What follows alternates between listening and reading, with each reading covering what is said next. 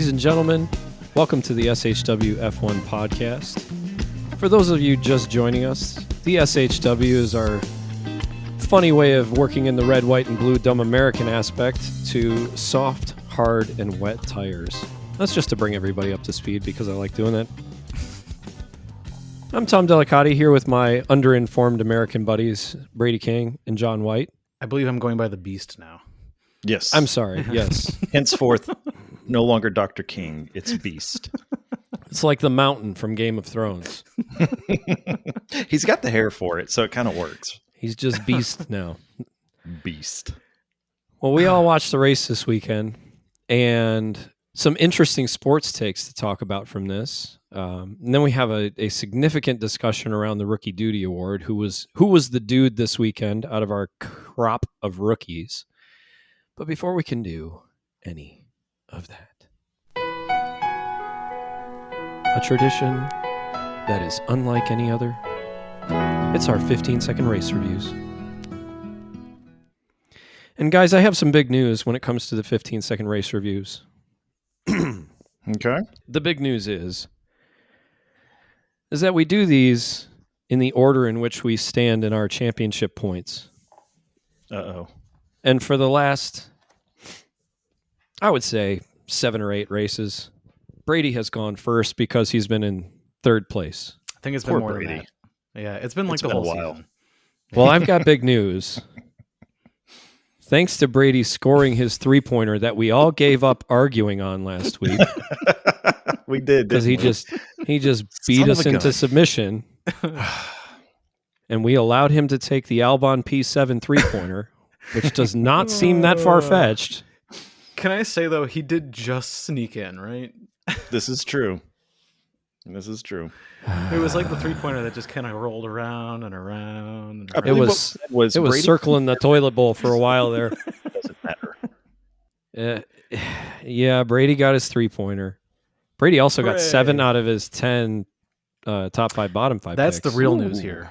That That's was a actually big pretty good. weekend. It would have been not big news because I got 7 out of 10 too, but I didn't score my three-pointer. So, anyways, John, you're at 106, Brady's at 100, and I am 99. Ooh. Tough getting break for close. me, but that just means I get to go first with my 15-second race review.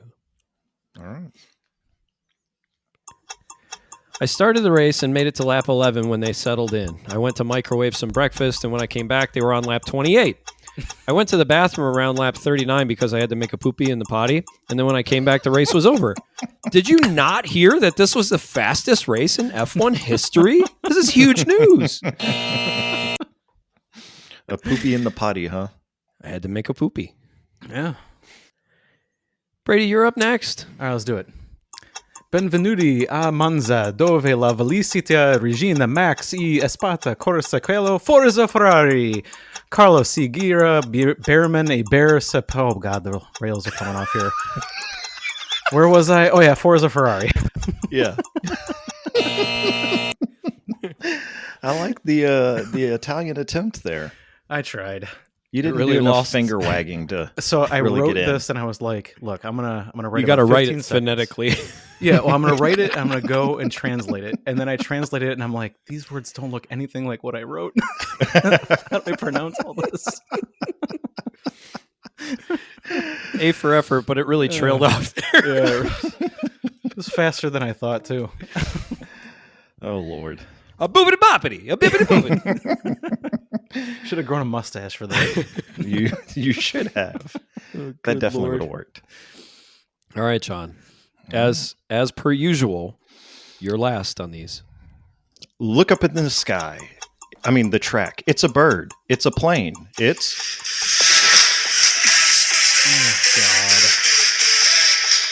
Oh, look at that. We're out of time. what can I say? Max We're gonna buzz you Verstappen. out early on this one. Exciting turn 1. Exciting last few laps. McLaren got in each other's way, but it doesn't matter because Aston are in a roller coaster of emotion and finishes. Did I mention Max Verstappen is the fastest man in F1 history? There it is. It's been a while since we've heard it. It's just for you, buddy. Thank you. but I guess this kind of leads us into talking about the race itself, because I don't know about y'all, but I was completely blindsided by the dominance of that Red Bull car this weekend.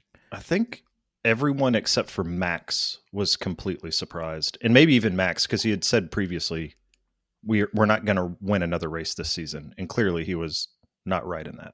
Did you hear they said something on the broadcast, and maybe it was on like the pre-race, I can't remember. Somebody said something about Max, maybe it was after Friday, saying like, we have to change the car setup, and here this we have to do this, this, and this. And they were like, I don't think that's going to work. And they did it, and he qualifies on pole, and then he wins the race by 20 seconds. Like, did he just have some master stroke in engineering here? Turns out he's just really good. Is it just for Monza? Is this an anomaly? Did he unlock something in that car that we could see a stronger fight for the rest of the season, at least for race wins, maybe not any championships? I don't think so. I want to jump in and say that the whole season has been about tire management, and Monza's one place where tire management doesn't really matter, right? Like, it's all just about top speed. So you can stretch a set of tires for a really, really long way, and that pretty much seems to be what he did. So any track where you've got to fight the tires a little bit, McLaren's just going to be right back there, I think. That's an astute observation, Dr. King. It is. They don't call me the Beast for nothing. Beast. You're probably right. However, I'm going to disagree with you, because what fun would it be if everyone agreed with everything you said, even if it's right? But I do think but for the you're record, wrong. I am right. Well, I think you're partially right. I think where you're wrong is the fact that Max has proven over and over, and so have every other driver at Red Bull, not being Max, that car is very difficult to drive and it's set up for him. So who better to know the right way to set that car up to get the maximum out of it? And then you put arguably the best driver in F1 behind that, and he's going to do magical things. Now, can he replicate that for can he do that in Azerbaijan here in a couple of weeks because he knows that track so well and exactly what needs to happen? Probably not. But when he knows what needs to be done and they do it, like, he's proven he can make it happen. What did he tell them to do? Do you know, Brady? Like, what was the change in setup? I don't know exactly what his setup change was. My guess would be that he was trying to ask them to run even lower downforce than normal, like what they thought. Like, take off the rear wing? Kind of thing, yeah. That, like, I'll figure out a way to keep the car on the track. I do think it is. It's a special. This is a Biff Tannen bond he has with his car. Nobody can start this car but me. Exactly. I think it's just, it's a special relationship that he has with that vehicle, that he can push it where others can't, and he can take it to heights that others can't get to. I mean, we've known this for a long time, and I'm not saying anything that's breaking news here, but this is just another example of, yes, he's one of the best, if not the best driver on the grid right now, because of what he can do with that car that nobody else can do, because he's Biff Tannen. Who you calling butthead? Butthead. Say hi to your mom for me. So, not to jump too far off here, but do you know that spoiler, guys? Spoiler on Back to the Future. No, it's actually, they're going to be putting it back out in theaters. Oh yeah, like for a special run. So you can go Sign me up. Yeah, I can't wait to see it. Sign me up. It's gonna be amazing. Let's make it a mandate. Done. So the McLarens, one thing the McLarens are running this year that the other cars are not is, especially Oscar's car, is water tires. Full anti-dive. So like, I didn't know much about this, but the anti-dive is supposed to be what's making the tires last longer. Meaning the car doesn't dive into the corners as much. It doesn't burn its tires up as much, but you sacrifice some feel. So I'm not sure if that's something they changed on the Red Bull, but I can't look at the Red Bull in this race and say, with how many races we got left now, 9 or whatever it is. Yeah, something like that. There's no way that they unlocked something that they were just like, okay, we put these extra parts on the car and suddenly the car's a rocket ship again. It had to be a setup change. And then even then, I can't imagine that they just discovered something like, oh, there was the fast switch and we just had it in slow the whole time. Like, duh. So we had the trainer key on there, and now we've got the real key. So I don't expect them to be like this every single time. But even if they were, it's too late at this point. I mean, even when Max went past Lando, I was just like, well, Lando just has to run his race. All he has to do is beat Oscar. It's just down to Oscar and Lando. So really, Max can go out there and win, the next couple of races if he wants to, but it really doesn't make a difference. Max, I mean, credit where credit is due. Max has won 3 races this year in a car that shouldn't be winning any. Mm-hmm. Yeah, Absolutely. And that all comes down to the driver. But, he won Suzuka, which is a very different setup than Monza. He won at Imola, which is like polar opposite ends of the spectrum as Monza. Mm-hmm. And then he won here. Like you would look at that and you would think like, gosh, his car should be good everywhere. yeah. But it ain't. Well, and he Yuki did that. Finished 80 seconds back, I think it was, in this race, right?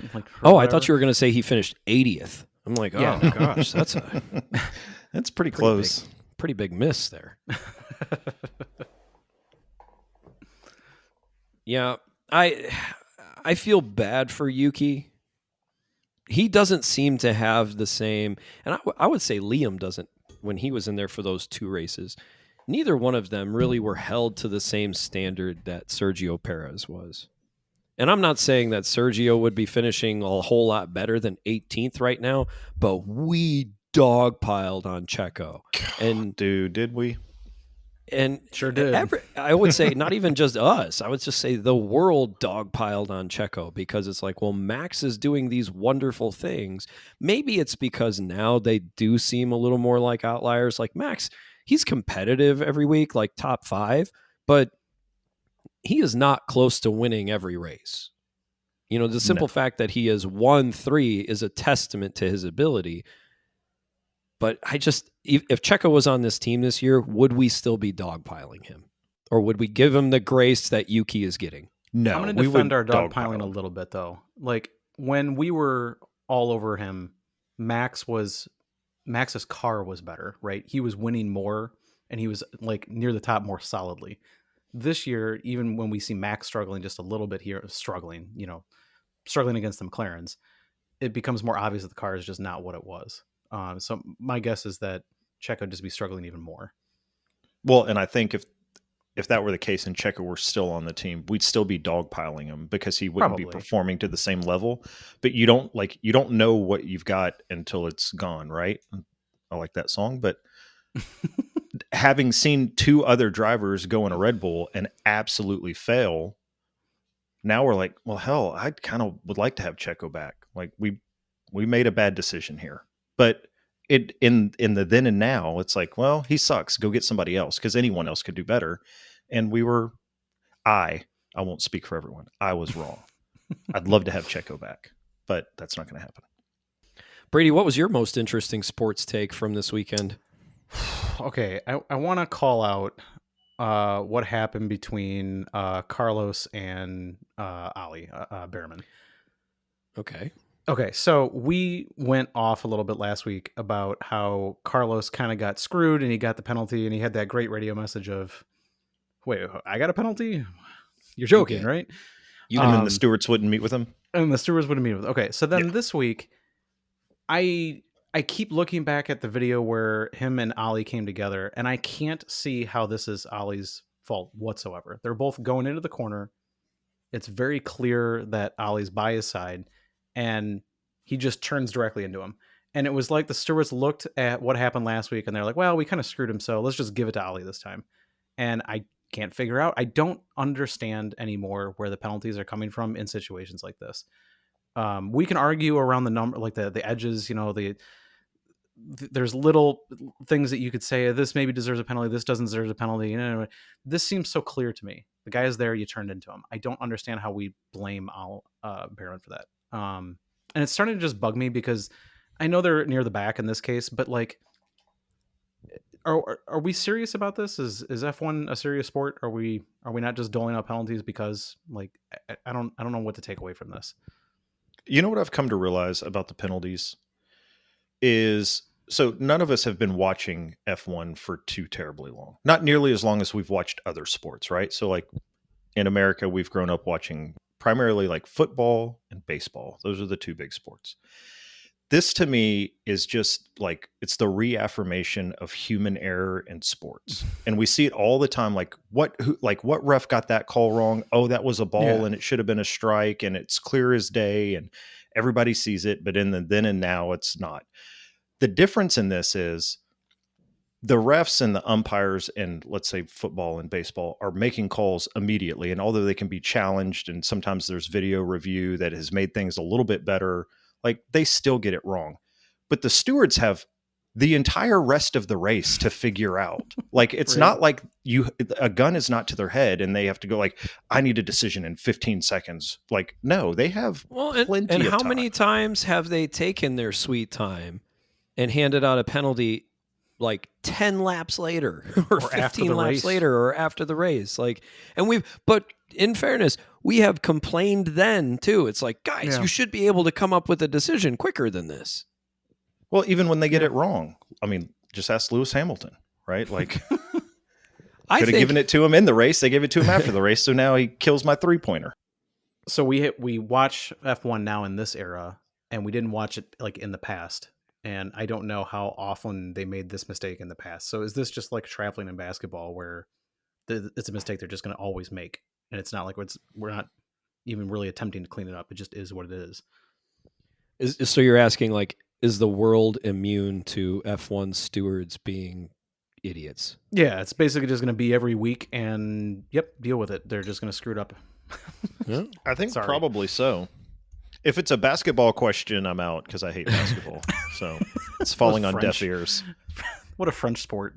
I will say that I think it has, without this, and I have no frame of reference because I just started watching F1 like 5 years ago. But I will say that I would imagine things are more sensitive now because of the technology change over time of like, now we have way more telemetry data with what's going on in the cars. We also have 7,000 camera angles during a race, whereas previously that was not the case. I can just rewind and go back and look at it myself where I couldn't. Oh, is it live TV? I missed it? No, exactly. There you go.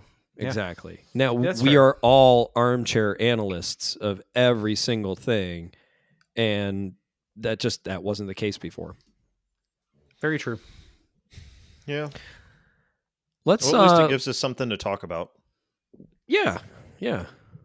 Otherwise, we wouldn't be sitting here making all of this money on this podcast. Well, we did gain a new listener this week. Did you say a nude listener? A new listener. My wife. Oh, I thought you said nude. No. My wife was at like some acting class with my daughter. She was talking to one of the ladies. They've gotten to know each other over the past couple of weeks.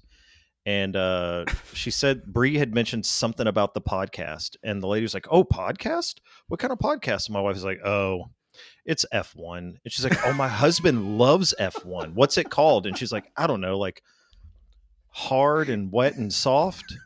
And she was like, let me look it up. And she looks it up, and the lady texts her husband, and he goes, ooh, that's a very clever name for a podcast. I like it. I'm going to check it out.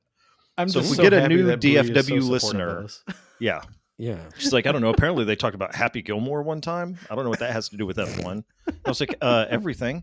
It's all F1. Maybe if you listen to the show. Maybe if you learn a little bit about us as people. Maybe look it up on your phone like I did.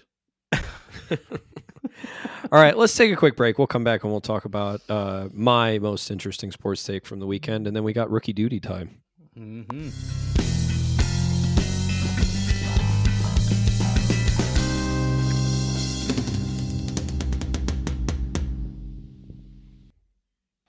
Today's sponsor is brought to you from the icon himself. Introducing Verstappen's Get to Steppin' Cream. One quick rub and boom. Anything in your way will get to steppin'. Coworker sends you a 9-paragraph email at 5:01. Get to steppin'. Guy in front of you orders a triple decaf soy oat foam pumpkin foam latte something or another. Get to steppin'. Your buddy claims he would have gone pro if it weren't for his knee. That's right. Get to steppin'. Even traffic lights go greener quicker with Get to steppin'. From the fastest man in F1, the fastest way to clear your path. Get to Steppin' Cream, available wherever pit crews don't have time for nonsense. Oh, God. Absolutely delightful. Thank you to our new sponsor. It's amazing how many new products we get on this show. People are innovative. Just a factory, right? Yeah, they're just churning them out. Yeah. I don't know how to handle my feelings. About F1 Okay. or just in general? As a 43-year-old man, I don't know how to handle my feelings. I think the best thing to do is just shove them down deep inside Yeah. and hope that they go away. That's what I do with mine. Let's not talk about this anymore, Tom. You're done. You're cut off, and no feelings talk here. See, I struggled mightily when I can't remember. It was lap 45 or whatever when McLaren's talking about pitting. And then Lando says something about pitting Oscar first, like Mr. Team Game. Mm-hmm.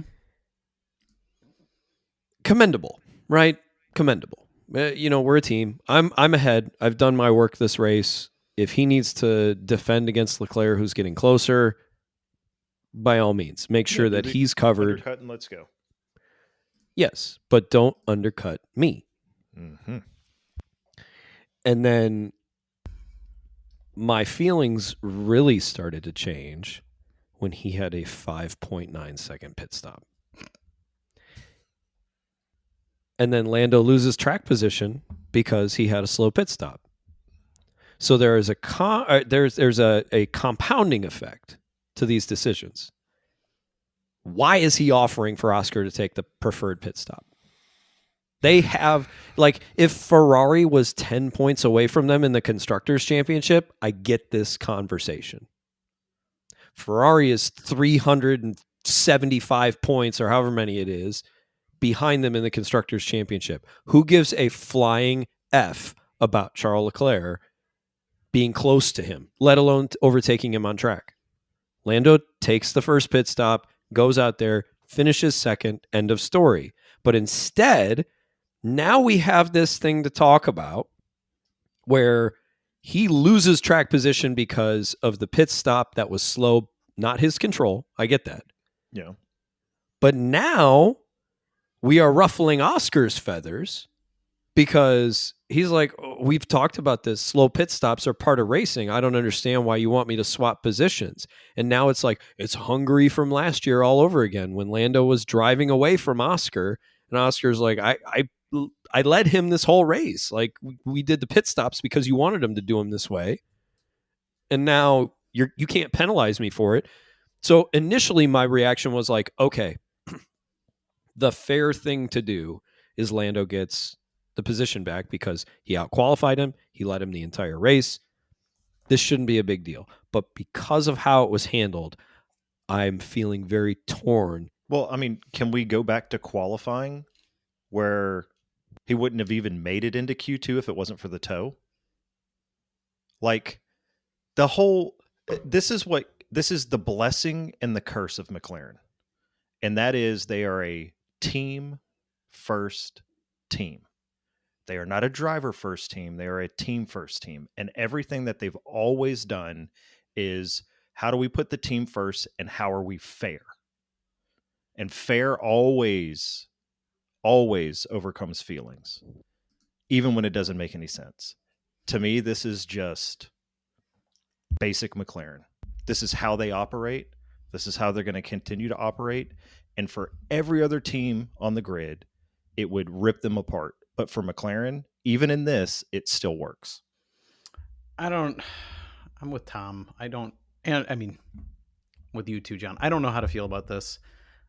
The only thing that I can come away solidly from this whole situation was I felt a little bad for Lando in terms of people kind of crapping all over him when it felt like it didn't really involve him for all the, it did involve him obviously, but he goes in and pits, he comes out because they screwed it up.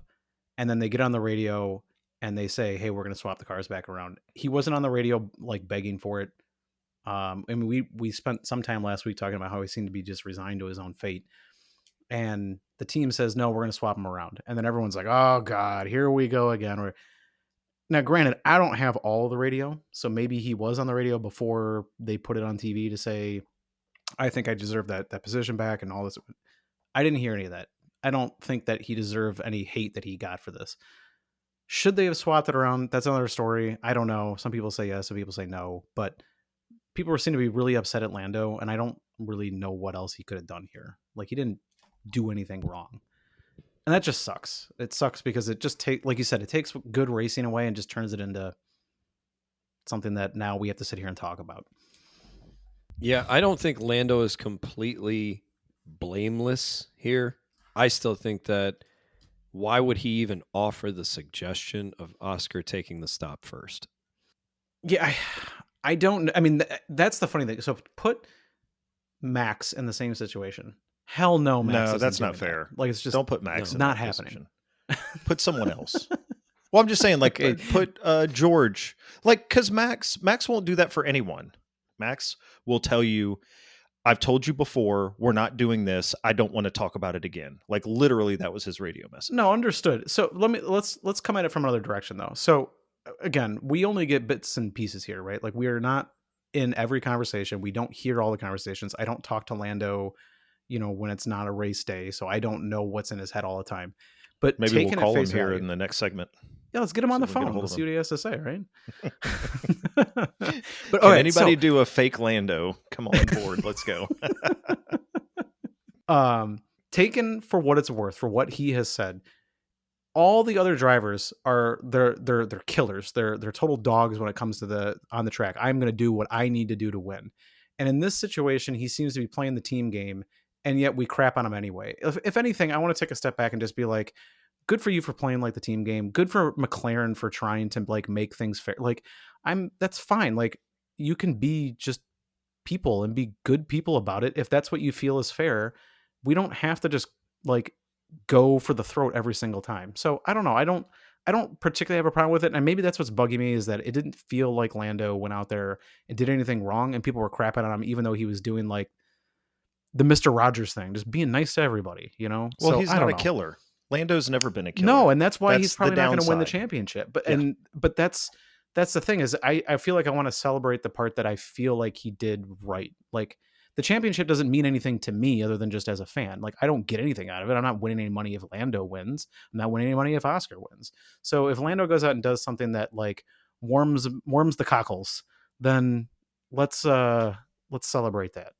Well, I think that's if the papaya rules have always been team first and let's be fair, there's no better driver on the grid to represent that than Lando Norris. Yeah. Because he knows, and I think that's probably why he offered it, is because, and maybe why Oscar isn't clapping back too much in this, is they know that they're going to be made whole.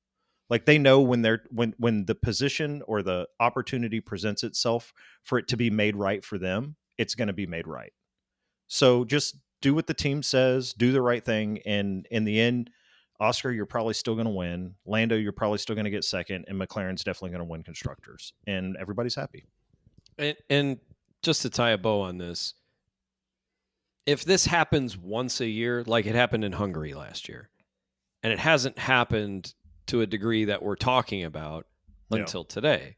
Mm-hmm. And so if this happens once a season and every time it happens, we're like, this is going to be a bigger problem for them. They've set a precedent. We got to figure this out.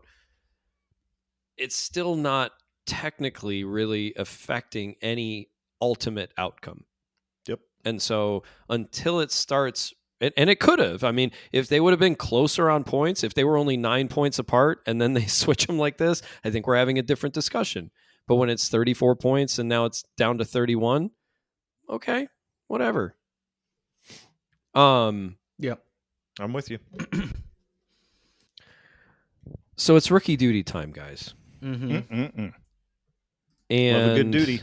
Yeah, this is the last few races. There have been what seemed to be a cut and dry winner, but also good, healthy debate, because pretty much every rookie, every race is doing something worth talking about. Yeah. They're trying to be the dude, right? They're trying to be the biggest dude of the weekend. Everybody wants the award. Word's gotten out and they're fighting for it. Yeah. I couldn't agree with you more. So this weekend, do we have any nominations for the dude of the weekend? I mean, I've The got dude. one for sure. Say it, baby. Say Do it. tell. It's the dude that has been spoken of quite often over the past few weeks. A guy in which, to my core, I shouldn't like, but I do. And arguably making a run as the best rookie on the grid, Isaac Hadger. Pit lane to points is nothing to scoff at. No, Right? it's not. I was gonna say the same thing. I mean, he put himself in a position to get a point, and there are often times where drivers will just give it up, and he fought and fought and fought, got a point. That's big for his team. Yeah. I think there's a honorable mention Okay. to Bort. Yeah, Okay. Little Gabo. He has really come on as a consistent performer. He's chasing points pretty much every weekend. He is. He's doing a good job of qualifying and finishing. He's putting those two together, where other freshmen are not doing as good a job of putting all parts of the weekend together. So I have a little bit of a bigger conversation around that. Just a quick question that won't take a lot of time, but let's vote on our duty first. So, John, you're saying Hajar, Oh, yeah. Brady, yeah. I think it's got to be Hadger this week. clean sweep. He can take it. Okay. Congratulations, He is- Isaac.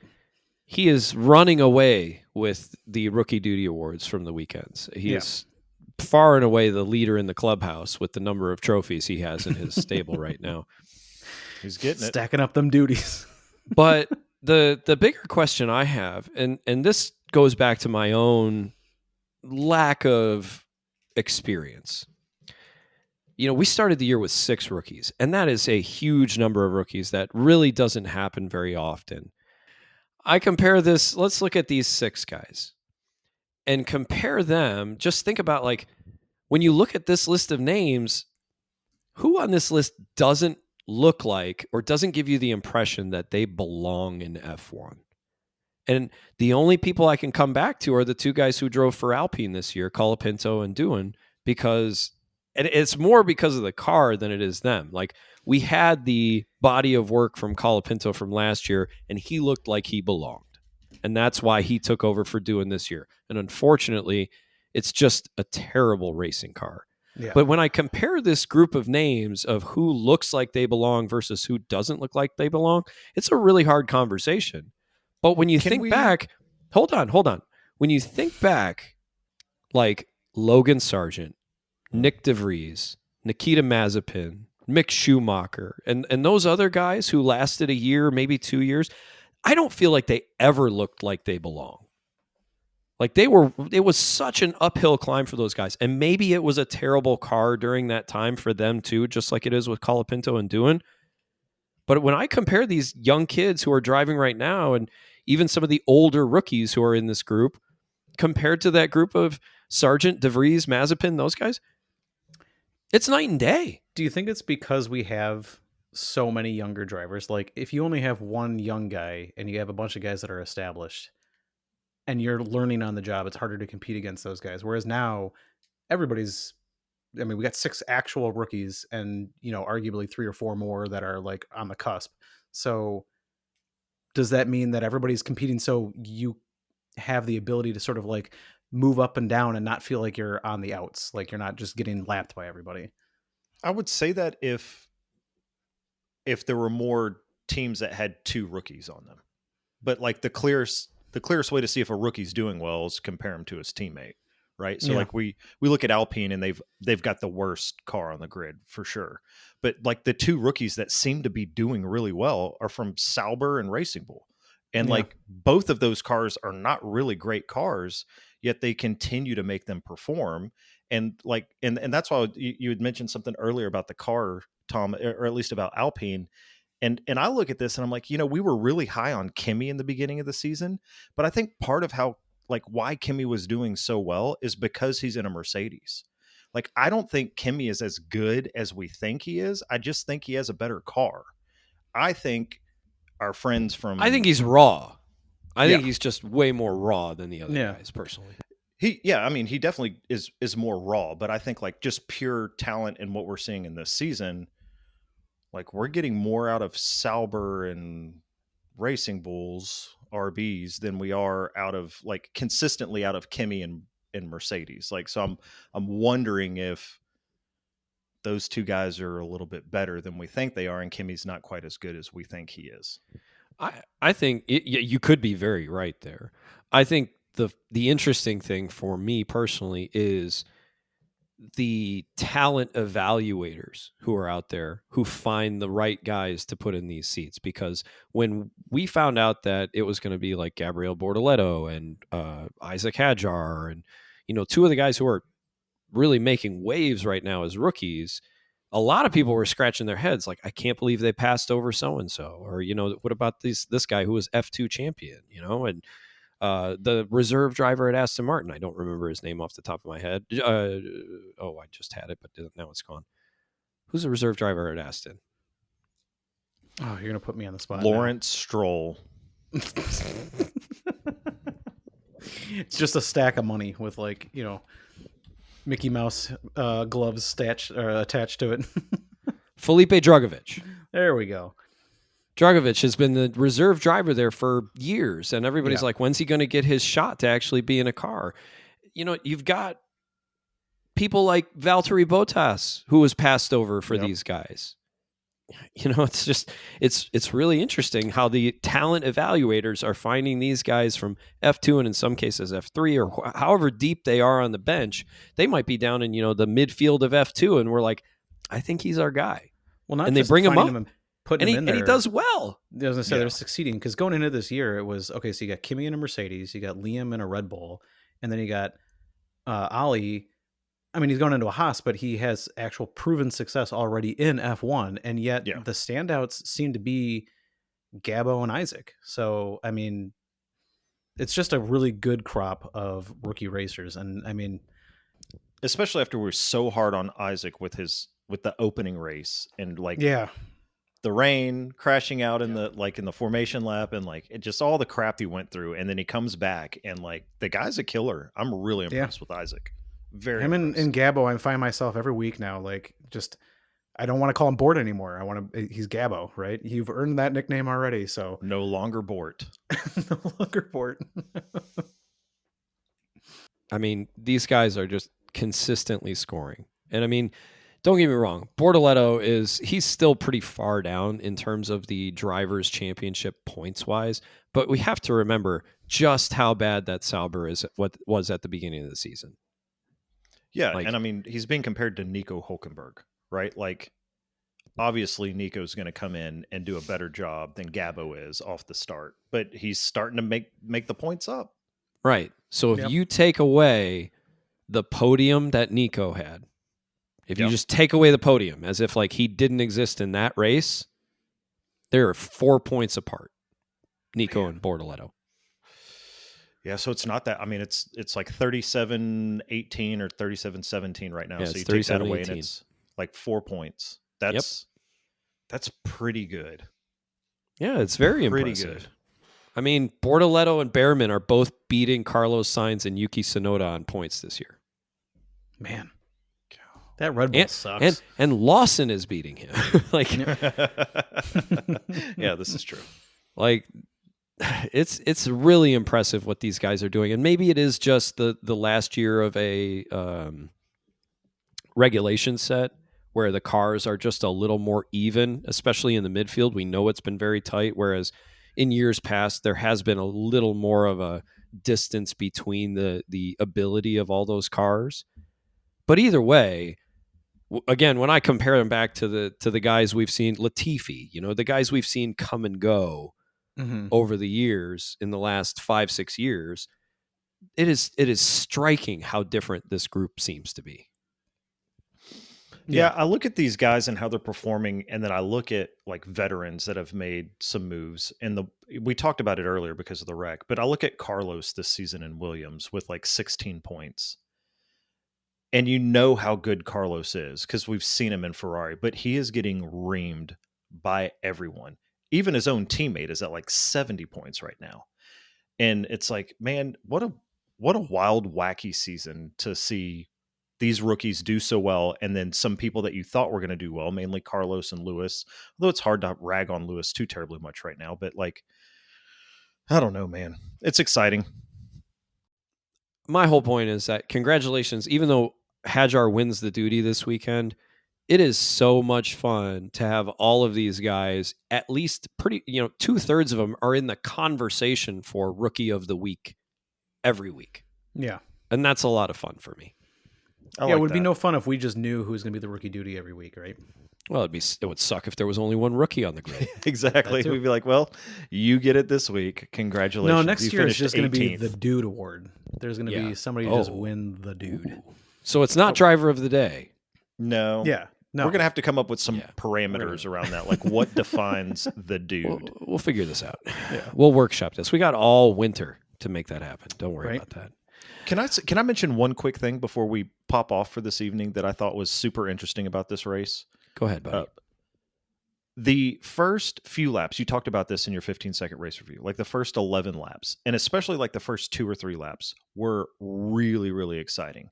Like Oscar and Charles battling back and forth, and such a fun Max, battle. like such a fun battle. Yet with all of that effort, there were 0 changes in the top 5 from start to finish. All of the battling in the opening lap, and the top 5 were still the top 5. Thankfully, they were only that way because McLaren decided to swap their positions after the slow pit stop. This is true.